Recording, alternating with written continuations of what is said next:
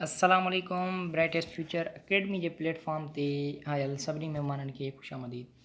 साथियों, पाण अॼु इंग्लिश ग्रामर में प्रेज़ेंट परफेक्ट कंटिन्यूअस टेंस सिखंदासीं। इन खां पहिरियां असां present simple, present continuous, present perfect tense सिखी चुका आहियूं। जेकॾहिं तव्हां नवां आहियो त डिस्क्रिप्शन में उन्हनि टेंसनि जी लिंक ॾिनल आहे, वञी करे उतां उहो वीडियोस तव्हां ॾिसी सघो था। महिरबानी। प्रेज़ेंट परफेक्ट टेंस जंहिंखे सिंधी में ज़मान हाल कामिल इस्तमरारी जी माना आहे जारी जे नाले सां सुञातो वेंदो आहे। हिन जी सिंपल डेफिनेशन आहे, this tense shows the action which started in the past time and is still continue. यानी कि ज़मान ज़ाहिर कंदो आहे को कमु पास्ट टाइम यानी कि गुज़िरियल वक़्त में शुरू थियो हुजे ऐं अञा ताईं जारी हुजे। इन टेंस जूं सिंधी में निशानियूं जिन तहत टेंस खे सुञातो वेंदो आहे उहे आहिनि खां वठी रहियो आहे, खां वठी रहिया आहियूं, खां वठी रही आहे, खां वठी रहियो आहियां। Helping verbs have been and has been. Have been असां तॾहिं इस्तेमालु कंदा आहियूं जॾहिं सब्जेक्ट असांखे मिलियल हुजनि I, we, you, they and plural. जॾहिं हैज़ बीन असां इस्तेमालु कंदा आहियूं जॾहिं सब्जेक्ट असांखे मिलियल हुजनि ही, शी, इट या सिंगुलर। नोट सेम एज़ जीअं प्रेज़ेंट कंटिन्यूअस टेंस में असां इंग इस्तेमालु कयूं पिया, हिन ज़मान में बि असां इंग इस्तेमालु कंदासीं। We use ing with main verb in this tense. उन खां अलावा we use since and for. Since ऐं फॉर अंग्रेज़ी जा ॿई लफ़्ज़ असां इस्तेमालु कंदा आहियूं जॾहिं असां लफ़्ज़ इस्तेमालु कंदा आहियूं खां वठी। सिंस असां इस्तेमालु कंदा आहियूं जॾहिं असांखे एग्ज़िट टाइम जी ख़बर हुजे ऐं फॉर जॾहिं असांखे टाइम जी ख़बर न हुजे। जीअं साल जो को बि इवेंट ॾिनल हुजे 2009, 1990 अहिड़े हवाले सां उते बि असां सेंस इस्तेमालु कंदासीं। ऐं जिथे लफ़्ज़ असांखे लास्ट मिले, जीअं last year, last day, last hour, त उते बि असां सेंस इस्तेमालु कंदा आहियूं। फार उते इस्तेमालु कंदा आहियूं जिथे टाइम जी ख़बर न हुजे। खैर, हिन ते कुझु ई ॾींहंनि में वीडियो अपलोड कयो वेंदो, उन में मज़ीद सेंस ऐं फार डिस्क्राइब कयल हूंदा। मां सुबुह खां वठी गाना ॿुधी रहियो आहियां। जेकॾहिं असां जुमिलो लिखंदासीं ही हैज़ बीन सिंगिंग सॉन्ग, त इहो असांजो मुकमल माना न ॾींदो।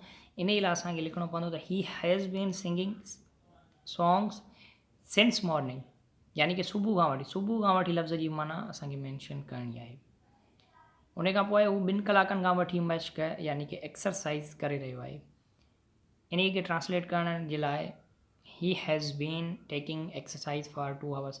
फॉर असां हिते इन जे लाइ इस्तेमालु कयो आहे 2 आवर्स, वी डोंट नो त कहिड़ा, ख़बर नथी पए 2 कलाक कहिड़ा। हा, जेकॾहिं हुजे लास्ट 2 आवर्स त असां यूज़ इस्तेमालु कयूं आहे सिंस। छाजे करे? जेकॾहिं हिनमहिल ॻाल्हि थी रही आहे त गुज़िरियल 2 कलाक पहिरियां खां वठी उहो एक्सरसाइज़ करे रहियो आहे, यानी कि असांखे ख़बर पवे थी।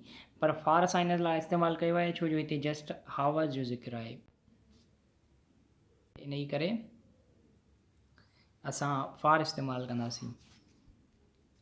स्ट्रक्चर जेको असां जुमिलनि जो पहिरियां पढ़ी आया आहियूं, असर्टिव सेंटेंस जंहिंखे असर्टिव चयो वेंदो आहे, उन जो स्ट्रक्चर आहे सब्जेक्ट रखणु, हेल्पिंग वर्ब रखणु, हैव या हैज़, उन खां पोइ बीन जो इज़ाफ़ो करणु उन में, ऐं इंग फॉर्म आख़िर में ऑब्जेक्ट।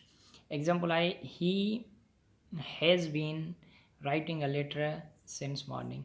आख़िर में असां सिंस जो यूज़ेज कंदासीं या फॉर जो। नेगेटिव स्ट्रक्चर छा आहे? सब्जेक्ट, पोइ हेल्पिंग वर्ब, पोइ नॉट बीन। अक्सर करे दोस्त ग़लती कंदा आहिनि, पहिरियां बीन रखंदा आहिनि पोइ नॉट रखंदा आहिनि, जंहिंजे करे जुमिलो ग़लति थी वेंदो आहे। सब्जेक्ट, हेल्पिंग वर्ब सां गॾु नॉट खां बाद में बीन रखणी आहे, बीन खां बाद में हेल्पिंग वर्ब सां इंग एंड ऑब्जेक्ट। जीअं जुमिलो लिखियलु आहे he has not been writing a letter since morning. हाणे जेकॾहिं असां लिखूं आहे she has been not, it will be wrong, she has not been, इहो असांजो जुमिलो सही थींदो। उन खां पोइ इंट्रोगेटिव जो स्ट्रक्चर ईअं आहे जो पहिरियां असांखे हेल्पिंग वर्ब हैज़ या हैव रखिणो आहे, उन खां पोइ सब्जेक्ट रखिणो आहे, उन खां बाद में बीन रखणी आहे।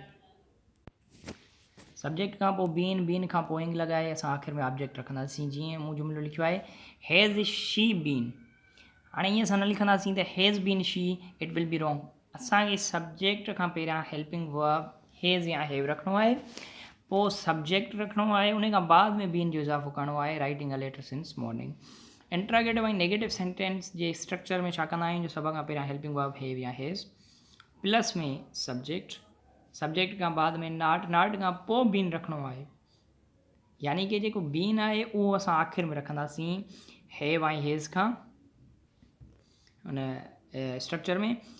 ऐं इंट्रागेटिव स्ट्रक्चर में हैव हैज़ पहिरियां रखी पोइ सब्जेक्ट जेकॾहिं नाट लॻाइणी आहे, नाकारी जुमिलो करिणो आहे असांखे इंट्रागेटिव वारो, त पोइ नाट खां बाद में बीन लॻाईंदासीं प्लस में एंड ऑब्जेक्ट जेको स्ट्रक्चर आहे।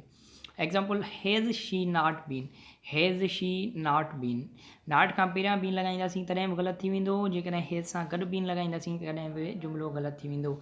इन करे जुमिलो असांजो करेक्ट कॾहिं थींदो जॾहिं हैज़ शी नाट लॻाए पोइ बीन लॻाईंदासीं, not been writing a letter since morning. हे कुझु जुमिला ॾिनल आहिनि, कोशिशि कजो इन खे ट्रांसलेट करण जी ऐं उन खां पोइ तव्हां कमेंट में मोकिले सघो था। महिरबानी, वॾी महिरबानी साथियों। वीडियो पसंदि अचे त सब्सक्राइब लाज़मन कंदा।